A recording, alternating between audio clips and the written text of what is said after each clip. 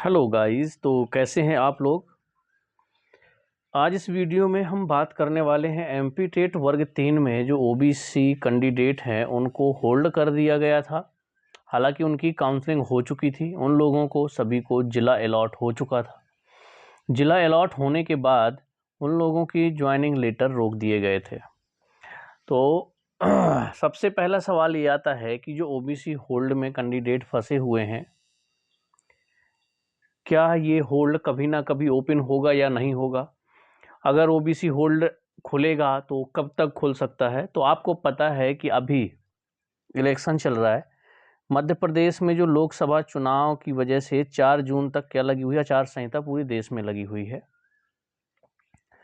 तो सिर्फ ऐसे 5 काम हैं जिनको मंजूरी नहीं दी गई है कि आप लोग आचार संहिता में ये 5 काम नहीं कर सकते।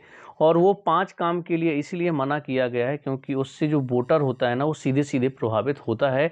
इस वजह से प्रतिबंध लगाया गया है चुनाव आयोग द्वारा कि ये 5 कामों को प्रतिबंध लगा रहेगा। इसके अलावा सभी को मंजूरी दे दी गई है।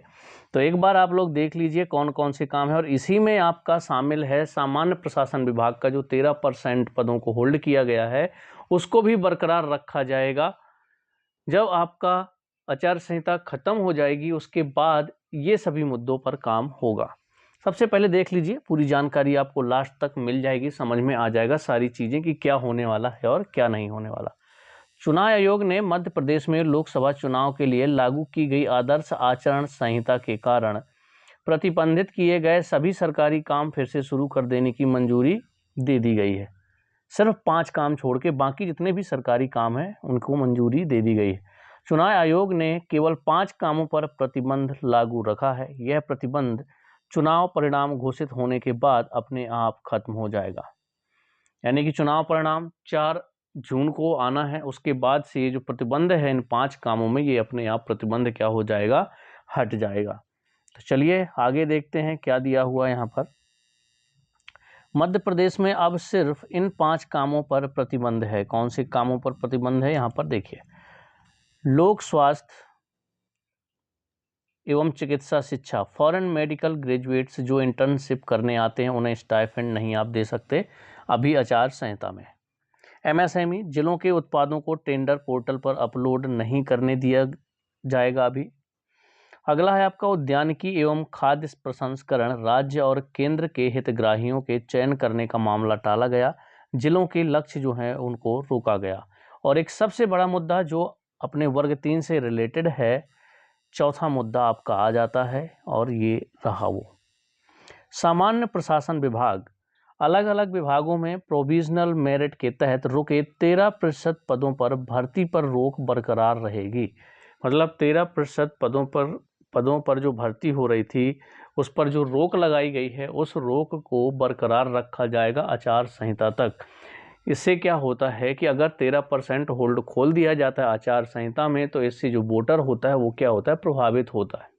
इस वजह से इन कामों को रोका गया है कि ये सभी काम मध्य प्रदेश में 5 काम आपके शुरू नहीं होंगे। इसके अलावा जो भी सरकारी कामकाज हैं वो सभी कामकाज आप शुरू कर सकते हैं। और जब यहाँ पर ये रोक बरकरार है तो ये रोक कब खत्म होगी। और आपको पता है कि गवर्नमेंट ने भी अभी आपको कहा था कि जो 13% का मुद्दा है इसको बहुत जल्द हम सॉल्व करने की कोशिश कर रहे हैं, बहुत जल्द इसका निराकरण भी करेंगे, क्योंकि हाई कोर्ट के द्वारा फटकार भी लगाई गई थी गवर्नमेंट को। साथ ही साथ हाई कोर्ट ने ये भी कहा कि 87 और 13% का फॉर्मूला हाई कोर्ट ने नहीं दिया है कि 13% पद रोके जाएं। और गवर्नमेंट ने भी आश्वासन दिया है कि बहुत जल्द ये 13% का जो मैटर है इसको ख़त्म किया जाएगा, इसका सॉल्यूशन ढूंढने की कोशिश की जा रही है, इसको सॉल्व करने की कोशिश की जा रही है। तो ये गवर्नमेंट की तरफ से है। तो इतना समझिए कि आप लोगों की अगर ओबीसी होल्ड ओपन होगा तो कब होगा, तो उसके लिए सीधा सीधा है 4 जून को आपको आचार संहिता आप लोगों की ख़त्म हो जाएगी। जैसे ही आचार संहिता खत्म होती है उसके बाद ही सामान्य प्रशासन विभाग के जो तहत आपके 13% पदों को रोका गया है, वो चाहे एमपी टेट वर्ग 3 में हो या अन्य विभागों में हो, उन पर जो रोक लगी हुई है गवर्नमेंट कुछ ना कुछ एक्शन लेगी और उसका सॉल्यूशन निकालेगी। इसी तरह आप लोगों के एमपी-टेट वर्ग 3 में जितने कैंडिडेट ओबीसी होल्ड में फंसे हुए हैं, उनका होल्ड भी ओपन होने के बहुत ज़्यादा चांसेस हैं। बस थोड़ी सी आपको इस बार अगर एक बार और कोशिश कर लेते हैं तो बहुत जल्द ही आप लोगों का ओबीसी होल्ड ओपन हो जाएगा। जैसे ही आचार संहिता ख़त्म होती है, आप लोग भोपाल पहुंचिए, वहां पर कोशिश करिए, जिस तरीके से भी हो आप लोगों को कोशिश करनी होगी, तो बहुत जल्द आप लोगों का ओबीसी होल्ड भी ओपन हो जाएगा। इसके अलावा जो आपके लैब टीचर की जो वैकेंसी हैं, जिन पर हाई कोर्ट ने भी कहा था कि 2 महीने के अंदर इनकी भर्ती करिए, या फिर भर्ती क्यों नहीं कर रहे हैं उसका नोटिस हमें दीजिए, उसका कारण हमें बताइए। तो हाई कोर्ट की तरफ से भी कहा गया है। तो आपके देखिए 2 मुद्दे अगर आप लोग लेकर के चलते हैं, एक तो ओबीसी होल्ड का मैटर, चुनाव के बाद खुलने के चांसेस हैं, अगर आप थोड़ी सी मेहनत कर लेंगे तो बहुत जल्द खुल जाएगा। और दूसरा, आपके जो लैब टीचर के पद हैं उन पर भी अगर आप मेहनत कर लेंगे, हाई कोर्ट का भी आदेश है और उसमें ऐसा कोई रीज़न नहीं है जिसकी वजह से रोका जाए। एक रूल बुक जारी की जाएगी जिसमें उसके क्वालिफ़िकेशन क्या है, आपके लैब टीचर की, वो सारी चीज़ें आपकी उसमें बताई जाएंगी और उन्हीं लोगों को, जो वो लोग एलिजिबल होंगे लैब टीचर में, उन्हीं लोगों को लैब टीचर में रखा जाएगा।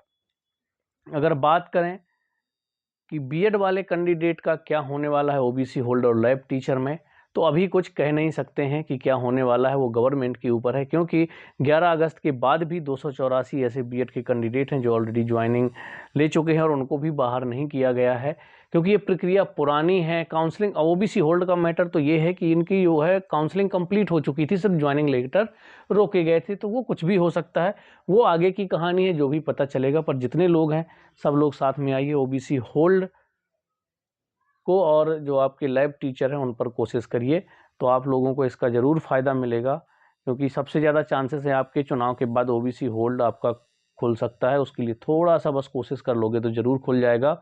और इसके बाद आपकी लैब टीचर की जो वैकेंसी है उन पर आपको कोशिश करनी होगी, जिससे जल्दी से जल्दी उसकी भी काउंसलिंग करवाई जाए। तो चलिए मिलते हैं नेक्स्ट वीडियो में। कोई डाउट होगा तो कमेंट्स में बताइएगा।